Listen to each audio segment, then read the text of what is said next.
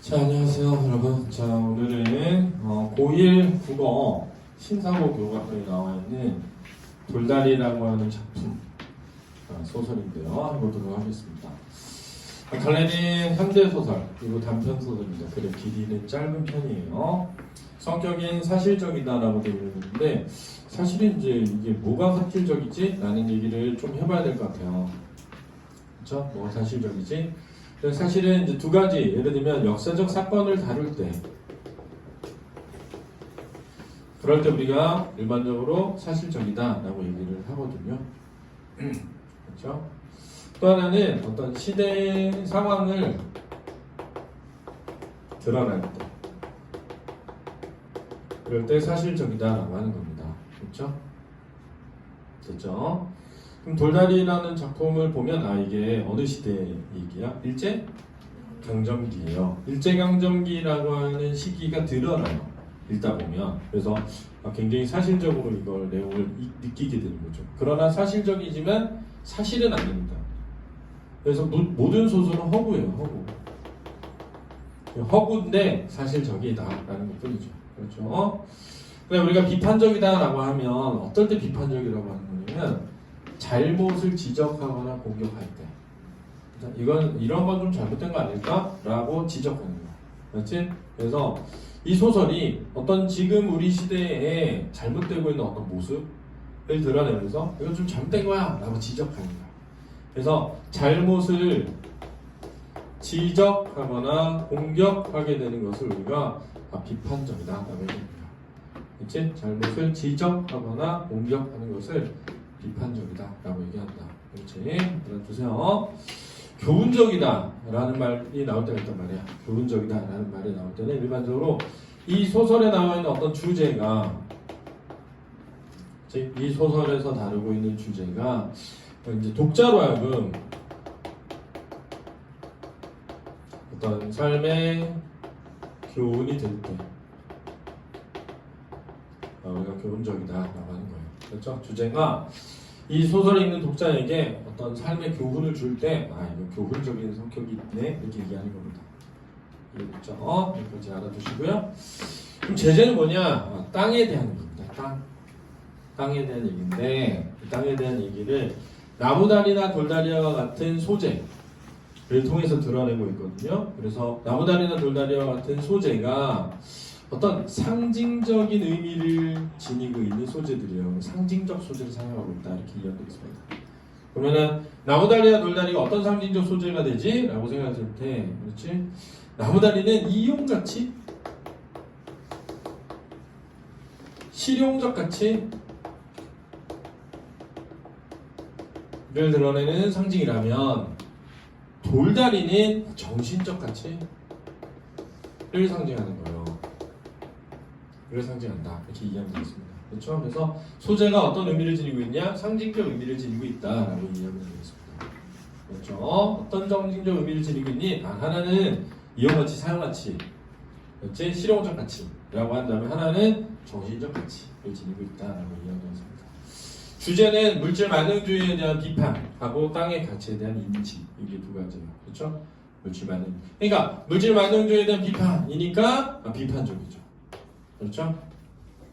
그 물질 만능주의에 대한 비판을 땅의 가치에 대한 인식으로 하는, 땅의 가치를 무슨 가치와 무슨 가치로? 실용적 가치와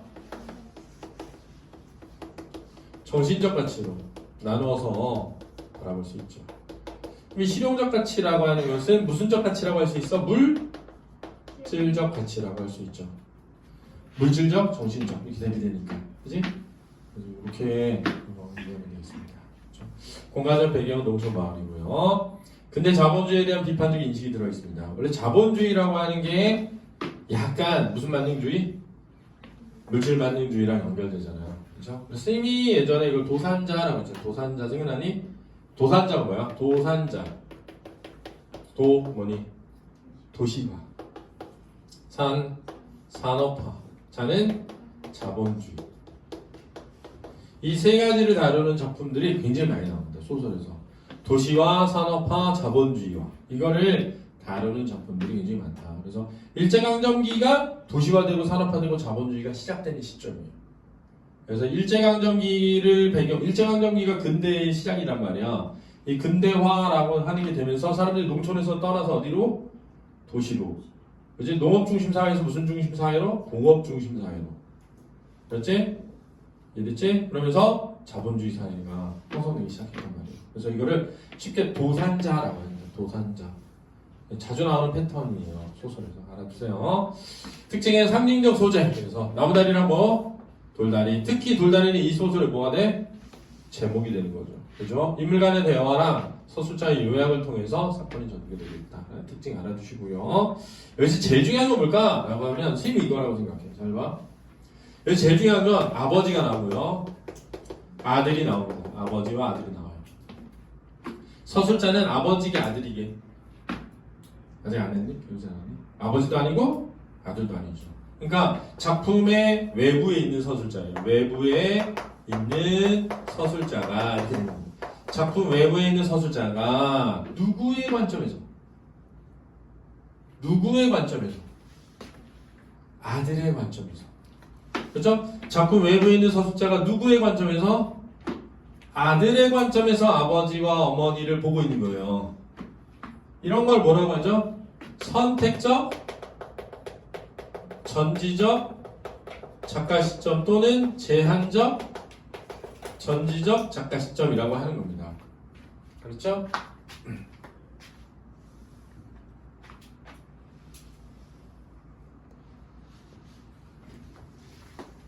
그렇죠? 이게 중요한 거예요. 자, 그래서 절대 서술자의 교체는 없다. 알았지? 이 작품의 서술자는 교체되지 않습니다. 이 작품의 서술자는 밖에 있어요. 외부에. 서술자가 교체되려면 반드시 나가 나와야 돼. 그렇지? 어디에도 나가 없어. 서술자가 나가 없는데 교체란 일어날 수가 없다. 그렇지? 이건 대원칙이야. 그러면 나가 나오지 않는다는 건 작품 밖에 서술자가 있는 거니까 외부의 서술자니까 3인칭이라는 거거든. 3인칭 시점인데 전지적 작가 시점에서 관찰자 시점으로, 관찰자 시점에서 전지적 작가 시점으로 그렇게 교체할 수가 없어. 왜냐하면 전지적 작가 시점은 심리가 드러나는 거고 관찰자 시점은 심리가 안 드러나는 건데 소설 쓰다 보면 심리를 쓸 때도 있고 안 쓸 때도 있잖아. 그럼 심리를 쓰다가 안 쓰면 계속 교체되는 거야? 아니지. 심리가 드러나면 전지적 작가 시점이 있습니다. 심리가 어느 부분에 있고 어느 부분에 없을 수 있잖아. 어느 부분을 쓰다 보면 대화한 것만 쓸 수 있잖니. 그래도 심리가 나오면 전지적 작가 시점이지. 이해됐어? 그러니까 무조건 서술자가 교체되거나 시점이 교체되려면 나가 나와야 돼. 나가 없는데 서술자 교체라고 문제에서 나왔다. 무조건 틀린 거야. 다 땡이. 알았지? 다 땡이라고. 근데 여기서 중요한 건 뭐냐? 작가의 의식을 누가 대변해? 작가의 의식을 아버지가 대변한다는 거야. 작가의 의식은 누가 대변한다? 아버지가.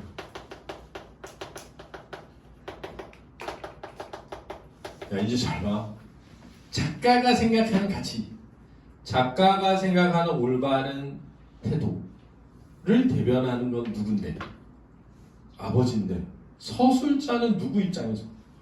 아들 입장에서 썼다는 거야. 서술자가 마치 아들인 것처럼 빙의해서 아들의 입장에서 보면서 써. 그러면 아버지의 생각은 다 뭘로?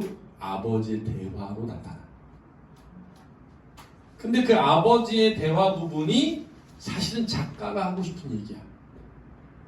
이러니 그럼 어떻게 되면 약간 객관화돼.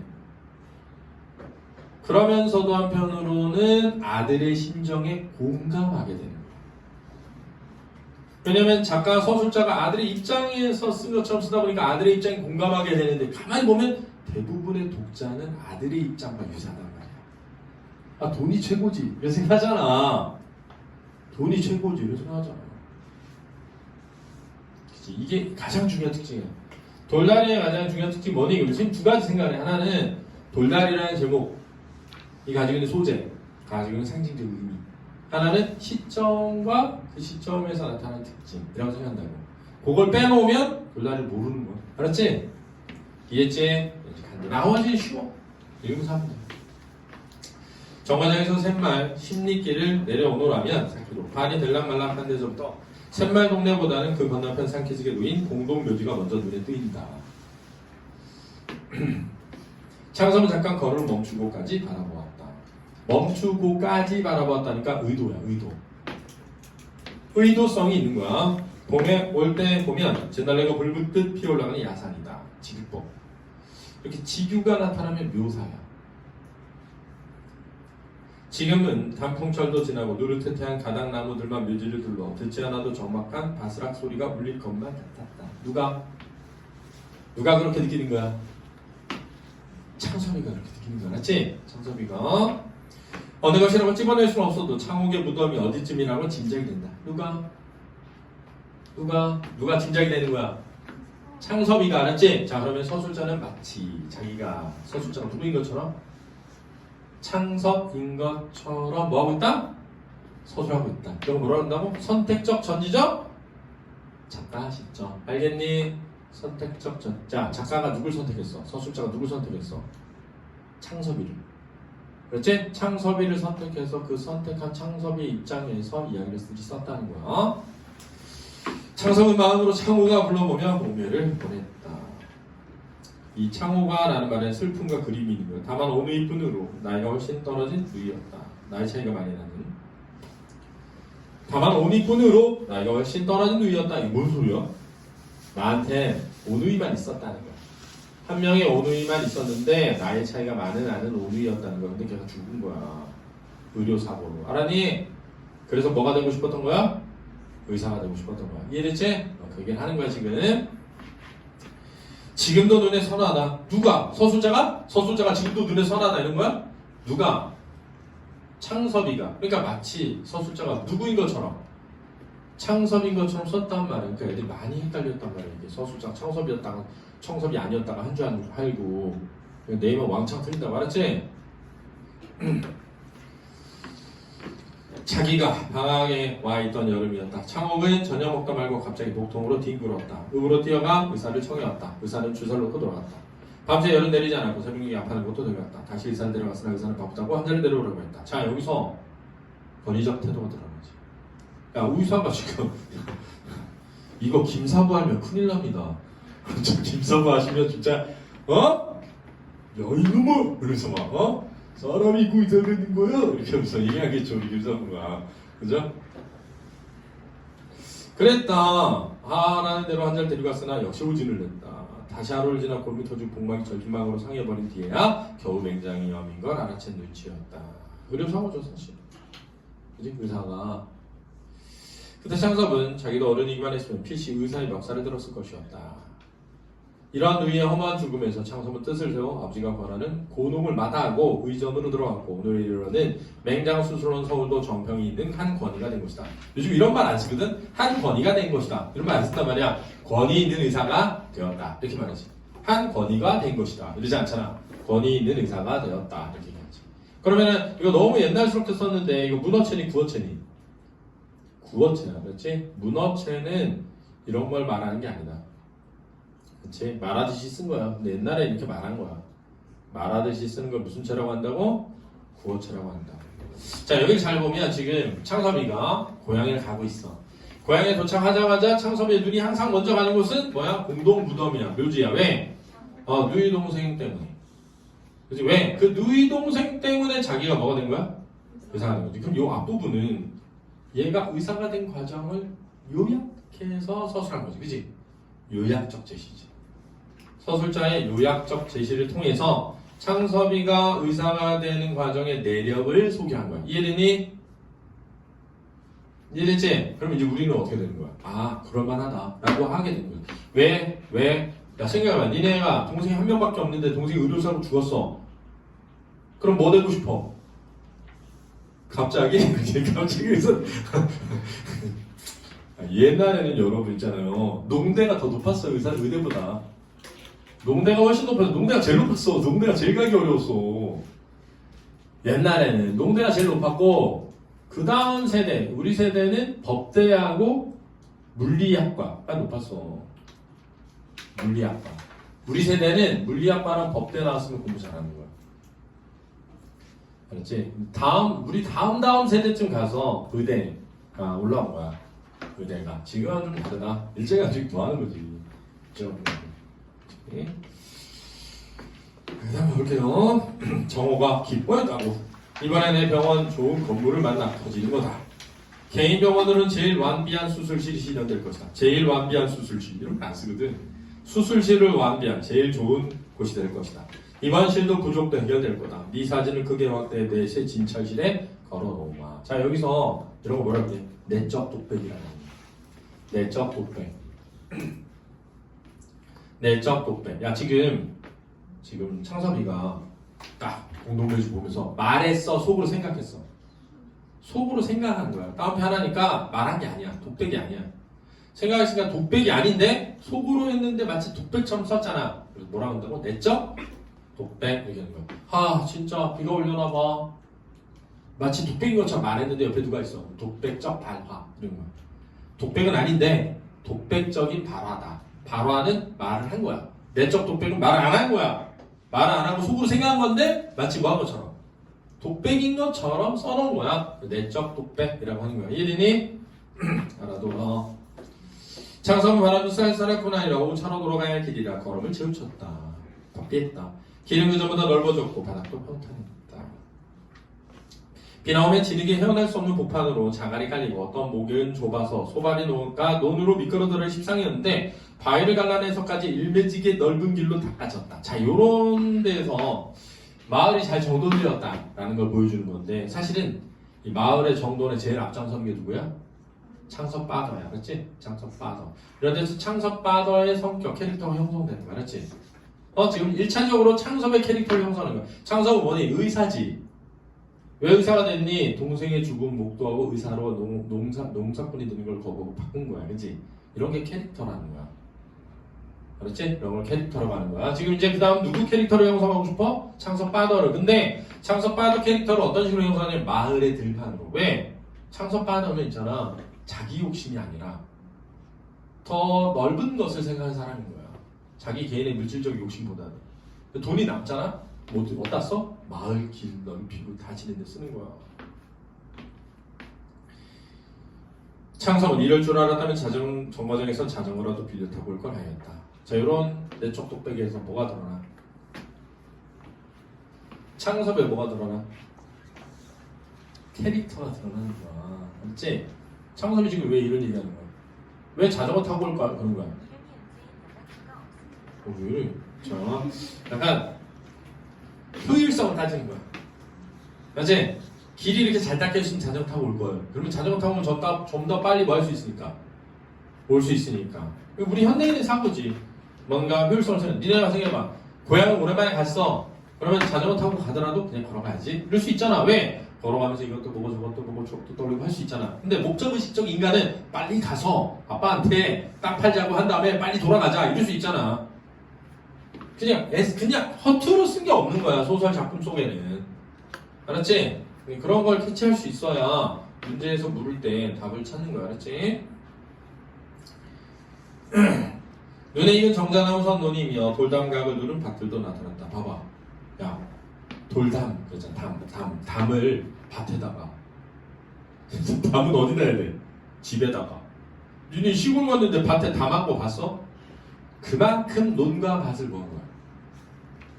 정성스럽게 갖고 온 거야. 왜?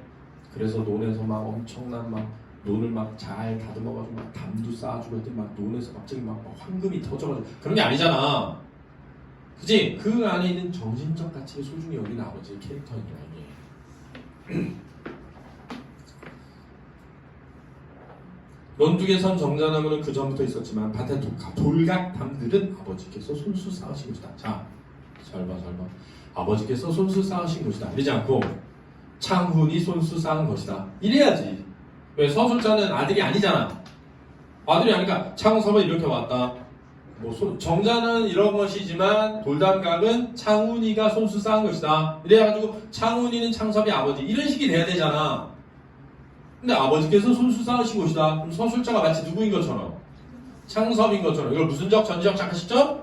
선택적, 전지적, 작가 시점이라고 한다고. 이해됐니? 자, 잘 들어라. 창섭의 아버지는 근검으로 근방에 소문난 영감이다. 자, 이런 걸 뭐라 그래? 직접적 제시라고 한다. 뭐에? 성격의 직접적 제시라고 그래. 진짜 중요한 거야. 그럼 내가 아까 앞에서 그런 얘기 했잖아. 야, 돌담각을 아버지가 쌓아놨대. 돌담각은 아버지가 쌓은 것이다. 간접적 제시야. 그렇지? 야, 니네 생각해봐. 돌담각을 아버지가 쌓으신 것이야. 아버지 어때, 성격이? 근검하지, 그치? 부지런하잖아. 근데 부지런하다는 걸 우리가 생각해야 되니까 간접 제시지. 알았지? 근데 아버지는 근검하다. 직접 제시지. 됐니? 됐니? 중요하다, 이런 거. 그러나 자기 대에 와서는 밭 하루가리도 늘리지 못한 것으로 소문난 영감이다. 야, 부지런한데 왜 밭 하루가리도 못 늘린 거야? 남는 돈을. 다 자기 돈을 갖고 있는데 다 써버리거든. 마을을 갖고 있는데도 쓰고. 그러니까 이게 사실은 역설적인 표현인 거야, 원래는. 왜냐면 부지런한 사람이면 돈을 많이 벌어가지고 돈을 늘려야 되는데 돈을 늘리지 않는 거잖아. 이게 캐릭터를 형성하는 거야. 알았니? 곡식값보다 다른 물가가 높아졌을 뿐만 아니라, 자, 이유 1이야. 이유 1. 왜? 농사해서 돈 벌기가 쉬워졌어? 어려워졌어? 어려워졌어. 됐니? 쌀값은 안 올랐는데 반찬값은 오른 거야. 그렇지? 쌀농사 짓는데. 이해되니? 전 때에는 모르던 아들의 유학이라는 것이 큰 부담인데다가, 자, 아들도 유학까지 갔어. 돈이 많이 들어갔죠. 할아버지 할머니께서 나를 부자 소리는 못 들어도 굶는다는 소리 안 듣고 살도록 물려주고 가셨다. 뭐를? 땅을. 농사질 땅을. 드럭드럭 탐내 모아서 뭘 하니? 자, 여기서 이제 창섭 아버지의 사고가 드러나는 거야. 그렇지? 욕심내서 모으면 뭐 하냐는 거야. 자기가 농사 짓지도 못할 텐데. 알았니? 할아버지께서 새똥 맨손으로 옮겨다 넣던 돈, 아버지께서 멍떨 손수 이룩하신 밭을, 자, 멍떨 이런 거 남한테 다 찾아놓으라 그랬어. 남한테 묻는 문제 나왔는데 틀리면 안 됩니다, 절대. 그럼 진짜 너무 안타까워. 건논으로, 건논 남한테 물어보는데 몰라. 그 결정적인 순간에 얼마나 당황하겠어. 남한테 모르니까. 그러니까 다른 문제 풀 때도 영향을 미치지. 기름진 밭이 되도록 닭달만의 가게도 내겐 벅찬 일일 것이다. 자, 이 말은 뭐냐면 땅을 모으면 뭐 하냐는 거야. 땅을 가꾸지 못하면. 이 뜻이야. 이해됐지? 그러니까 이 사람은 땅을 뭐 해야 된다는 생각을 가지고 있는 거야? 잘 가꾸는 것이 중요하다고 생각하는 사람인 거지. 그럼 이 부분은 대화야. 다음도 두 개잖아. 대화를 통해서 인물의 성격을 드러내면 무슨 짓이야? 간접 제시가 되는 거지. 맞지? 간접 제시야. 하고 저령에 쓰고 남는 돈이 있으면 그 돈으로 품을 몇씩 들여서까지. 자, 품을 몇씩 들여서. 이게 뭐야? 사람 사서. 알았니? 노동자 사서. 1인이 품을 몇씩 들여서 사람 사서. 빚든 논뱀이 바로잡기, 밭에 돌추려 바람맞이, 담 두르기, 개울엔 뚱막이 하기. 그러다가 아들이 의사가 된 후로는 아들 학부를 쓰던 목까지 들여 동네 길은 물론이고 읍과 정거장 길까지 닦아 놓았다 해서 딱 완결되는 거야. 들어올 때 정거장 왜 한 거야? 누가 한 거야? 아버지가. 이렇게 된 거지 지금. 이해됐어? 잘 따라와야 돼. 남을 주면 땅을 버린다고. 자, 남을 주면 땅을 버린다고. 이게 무슨 말이야? 남에게 소작을 주면, 그렇지? 땅을 소홀하게 하게 된다고. 이제 알았지? 남에게 땅을 빌려주면, 소작농한테 주면 땅을 소홀히 대하게 된다고. 몇 뜻이야? 여간 근실한 자국이 아니면 소작을 주지 않았고, 여간 근실한 자국이 아니면 아주 부지런한 사람이 아니면, 그치? 아주 부지런한 사람이 아니면 소작을 주지 않고, 소를 두 필이나 메고 일꾼을 두세 명이나 쓰고 적지 않은 전답을 전부 자농으로 버텼다. 즉 직접 농사했다. 직접 농사를 지었다. 실속이 타작만 못하라는 둥, 일꾼 셋이 저희 농사 가지고 나간다는 둥 이해만 따져 비평하는 소리가 많았으나 창섭의 아버지는 땅을 위해서는 자기 이해만으로 타산하려 하지 않았다. 그렇지? 계산하지 않았다는 건, 타산하지 않았다는 건 계산하지 않았다. 이런 거야. 잘 봐. 어휴, 아니 이번에 그래 직접 해가지고 얼마나 벌었어? 아유, 그냥 소작보다도 못 벌었네. 이러는 거야. 아니 내가 보니까 그 집에서 데려다 쓴 사람들이 그렇게 돈 다 가져가면 그 사람들은 자기 농사해서 가져간 거지 남 일한 게 아니고 왜 이렇게 손해를 봐요? 이런 거야. 그럴 때 계산 안 했다. 내가 이걸 남한테 빌려주면 뭐 얼마가 들어오고 내가 직접 하면 얼마가 들어오니까 남한테 빌려줘야지. 이러진 않았다는 거야. 왜? 남한테 빌려주는 순간 땅을 소홀히 한다. 이거지.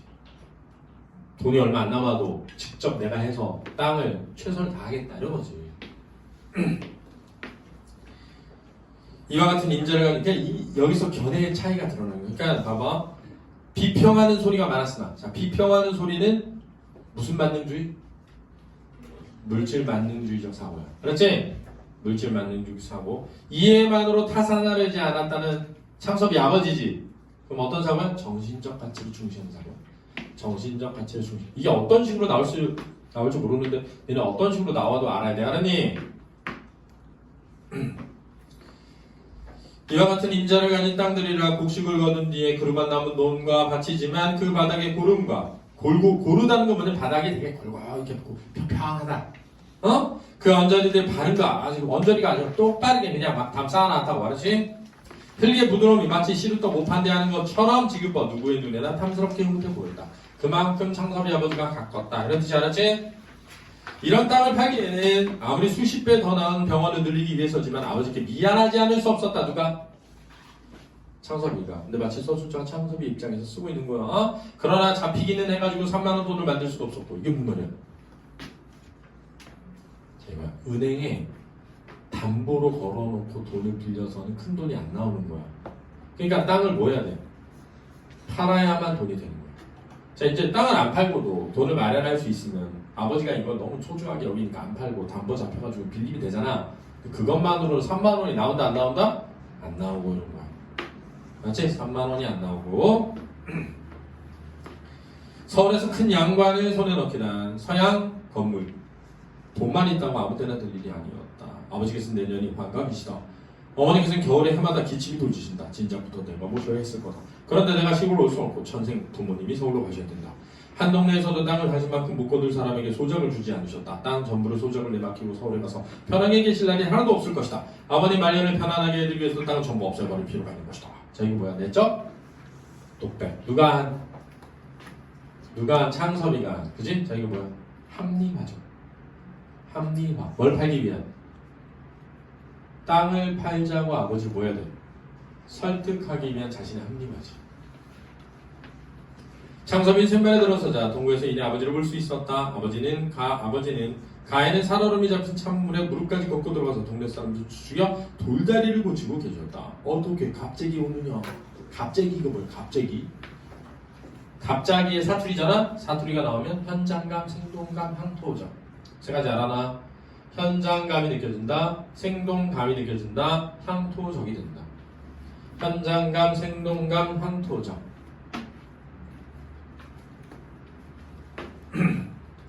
네, 좀 급히 여쭤봐야 할 일이 생겼습니다. 여쭤봐야 할 일이 뭐야? 땅을 뭐하자? 팔자. 그래, 먼저 들어가 있거라. 동네 사람 수십 명이 쇠고피 두 기장은 내려간 다리돌을 동아줄을 엎고 끌어올리고 있었다. 게으른 동네 복판에 흐르고 있어서 아래로 징검다리는 서너 군데 놓였지만 하룻밤비에 일수 넘쳐 이 모두 이 큰 돌다리로 통행하던 것이었다. 창섭은 어려서 아버지께 이 큰 돌다리에 내려고 들은 것이 아직도 기억에 남아있었다. 너희 증조부님이 돌아가시었어다. 자, 이 부분은 이제 과거야. 그치? 과거. 산소의 상도를 해오시는데 징검다리를 건널 수가 있니? 그래 너희야 조국님께서 다리부터 이렇게 돌출한 들로 놓으신 거란다. 그 후 50, 10년 동안 한 번도 무너진 적이 없었는데 몇 해 전 어느 장마에 어찌된 셈인지 제일 큰 짱이어 내려앉아 떠내갔던 것이다. 두께가 한 자는 실하고 폭이 6자, 길이는 10자 넘는 장에서 그대로라. 여간 몇 사람의 힘으로 손을 댈 염두가 나지 못하였다. 더구나 불과 수십 보 이내면 면에 보조를 얻어 난간까지 달린 한다한 나무다리가 놓인 뒤 한다한, 자 이거 중요하다. 한다한 뭐야? 그럴듯한, 괜찮은, 볼만한, 뽐나는, 그렇지? 쓸만한, 그렇지?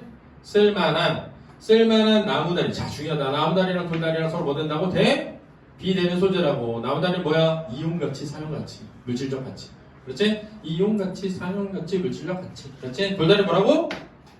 정신적 가치. 그렇지? 돌다리 뭐라고? 정신적 가치.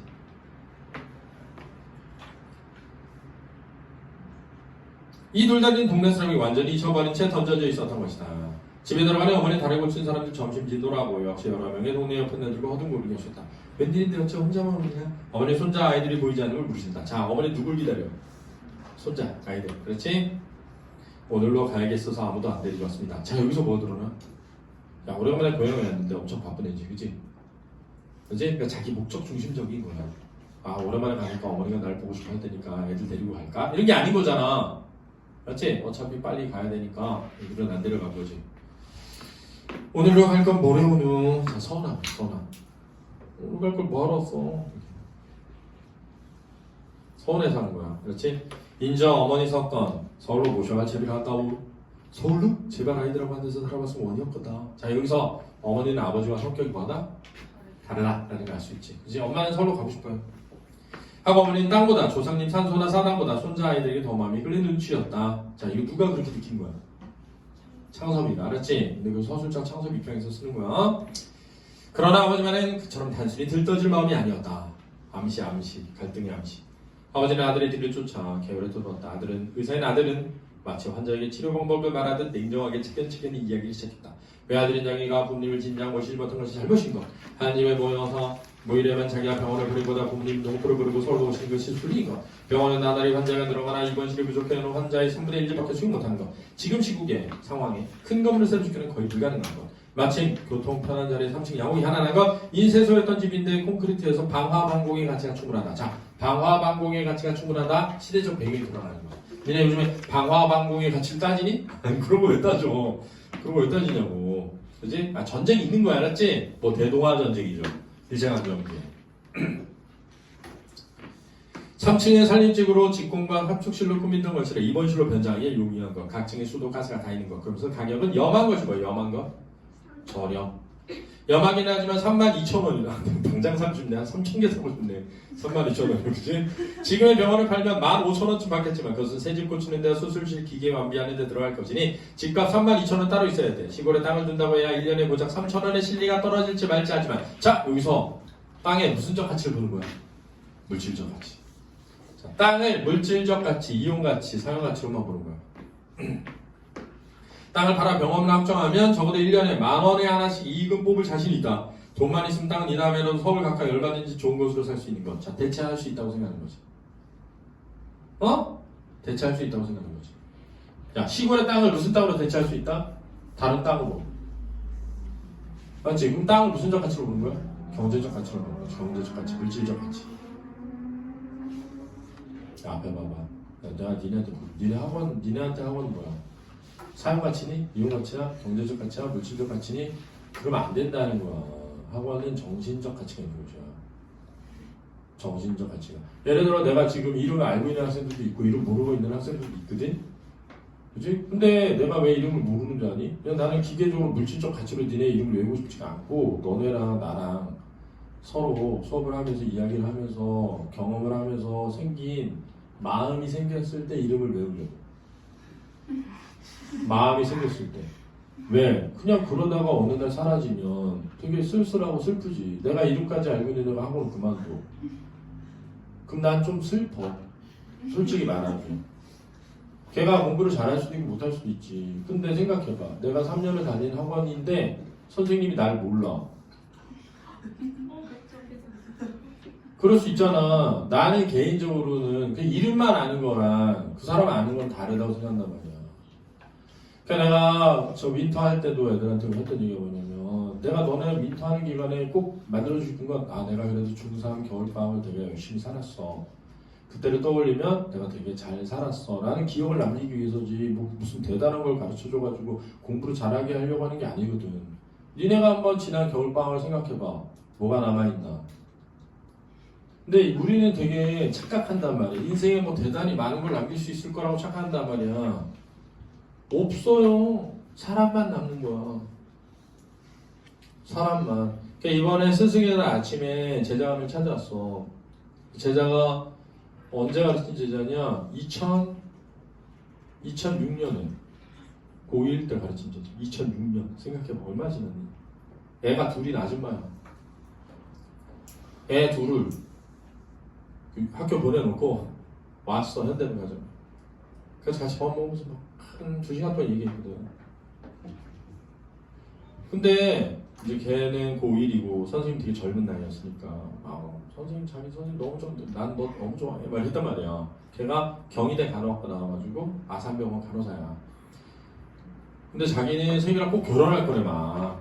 그래서 이제 대학이나 가. 대학에 붙은 거야. 그래서 자기는 선생님이랑 사귈 거래. 내가 그러면 너랑 나랑 사귀면 2년도 안 돼서 헤어질 게 불보듯 뻔하다.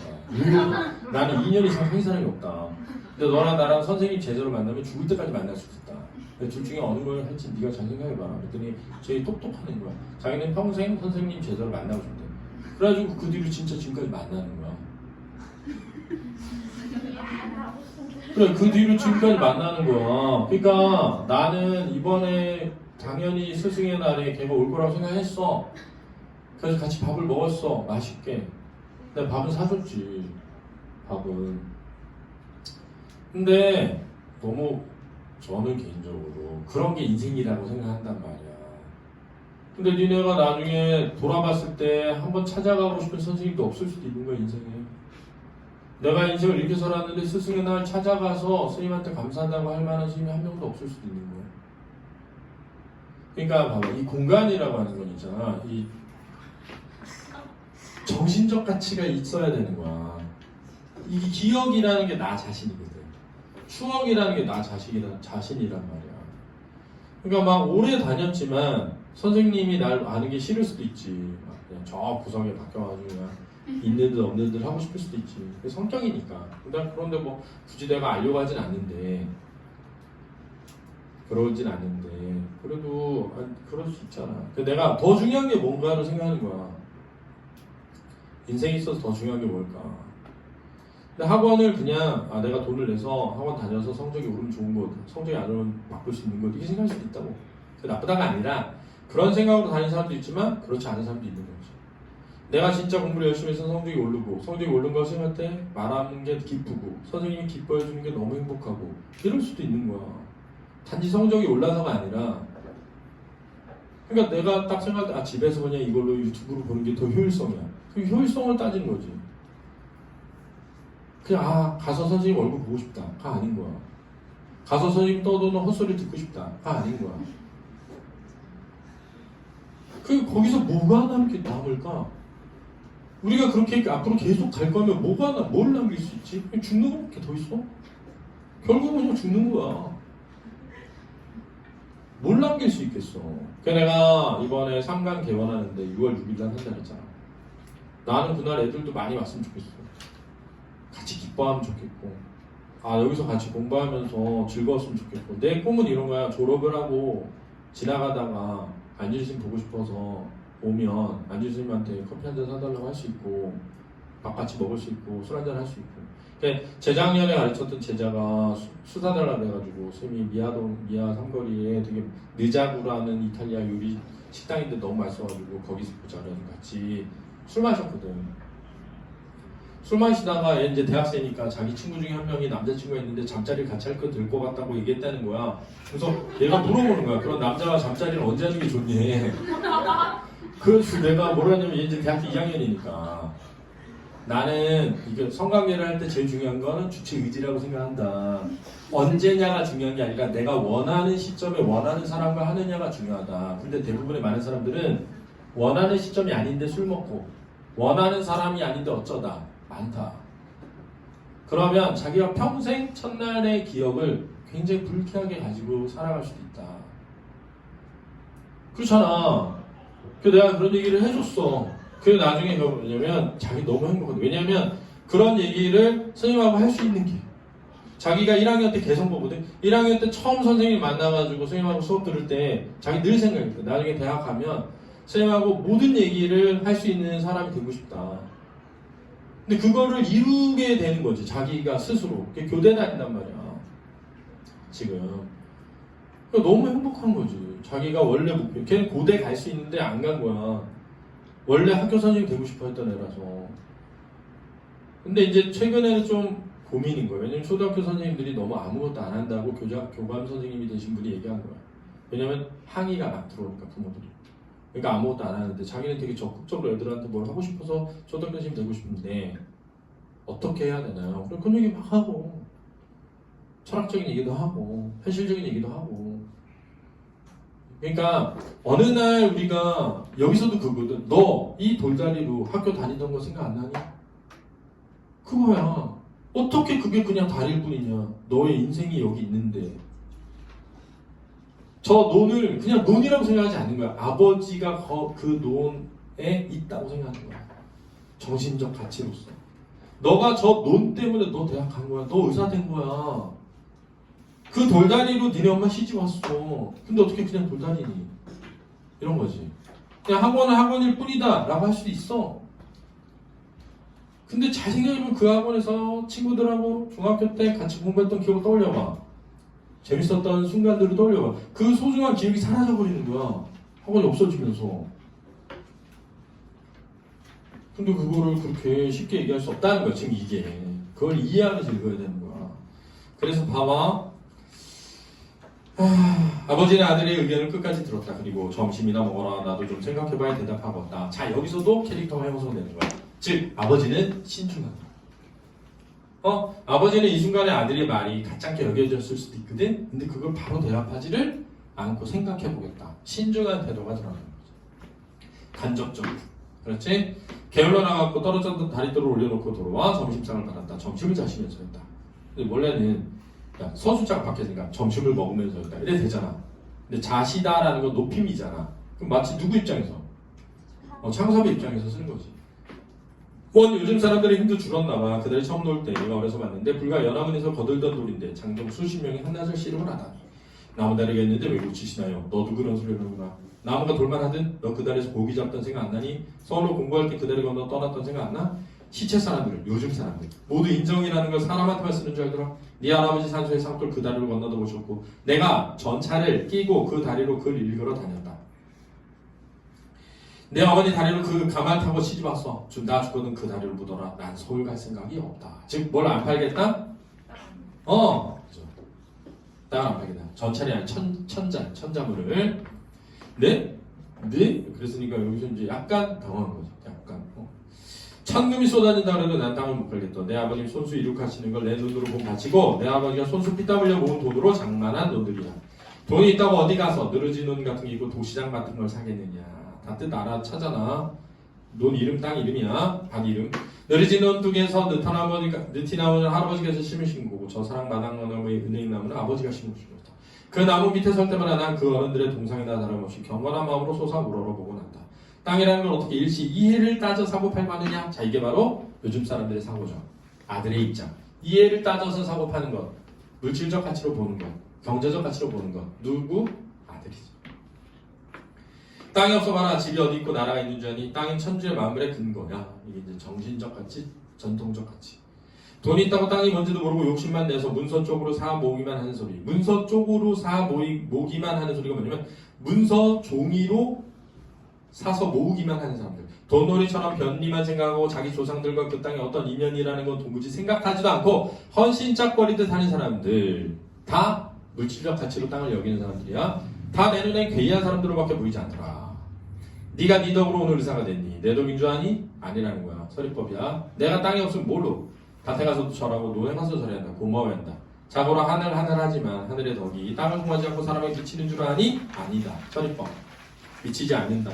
땅을 파는 것 그게 하늘을 파는 것과 다름없다. 땅을 밟고 다니까 땅을 우습게 여기지. 땅처럼 은과가 분명한 게 뭐냐? 인과응복. 하늘은 차라리 못 믿을 때가 있지. 그러나 힘든 사람에게 힘들 일만큼 땅 반드시 보답을 해준다. 세상에 흔해 빠진 지주들, 땅 주인들. 땅은 소작인한테 맡겨버리고 떡하니 도시에 가서 앉아가지고 소출은 뭐냐면 땅에서 나온 물건은 팔아다가 모두 도시에 낭비하고 써버리고 땅을 가꾸는 데는 돈 1원에 벌벌 떨고 땅 때문에 살아가면서 땅에 야박한 사람은 자식으로 따지면 후레자식인 셈이야. 막대 먹은 인간. 땅이 말을 할 줄 알아봐라. 배고프단 땅이 얼마나 많을 테냐. 아주 많다. 해마다 걷어가기만 하고 땅은 자갈밭이 되나 하나 둑이 떠나가니 하나. 자, 자갈밭이 되는 거 땅이 거칠어지는 거죠. 둑이 떠나가니 하나 둑이 떠나가는 거 안 좋아지는 거죠. 모른다는 거야. 걸음 한번 제대로 넣나 안 넣는다는 거야. 정은 급하게 돼서 뭐야?